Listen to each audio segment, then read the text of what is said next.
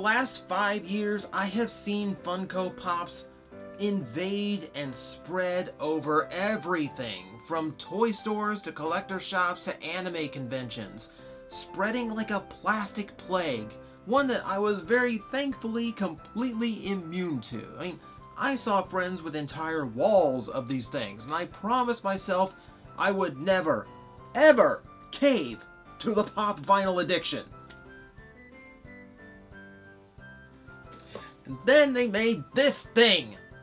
This is the Metaluna Mutant from this island Earth, similar to some of the insect life on our own planet, larger of course.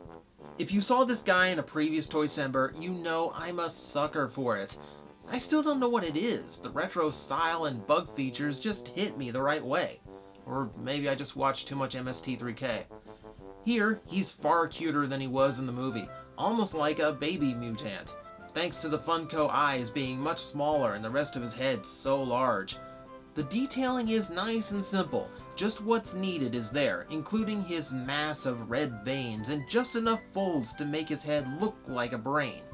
Interestingly enough, the legs are the same color as the rest of him, which is not usually how he's depicted. Aside from that, if you've never owned one, only the head rotates.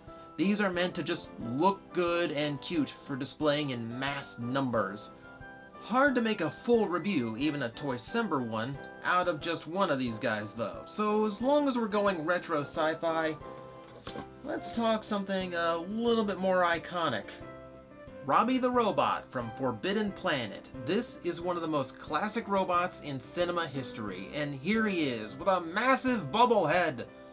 He's all gunmetal gray with simple detailing outside, which is entirely accurate to what suit designers could make back then, with a lot of machinery inside the dome, with some bits and bobs hanging off the side. Paint is simple on him, just a few details highlighted in primary colors, with a lot of silver on the inside of the head.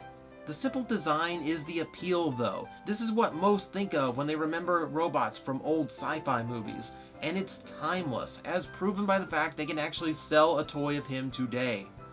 And if you don't want to cave to the pop plague and prefer to roll the dice on some blind boxes, they also made them small.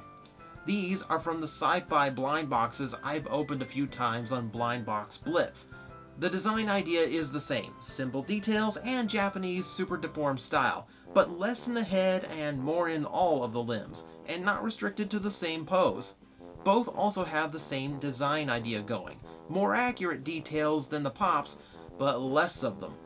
Oh yeah, the Metaluna has his blue pants back in this one too. You'd think Funko would keep that thing consistent. So yeah, even I have weaknesses that Funko can exploit. And while I have no intention of getting a full collection of these things going, my defenses do have holes.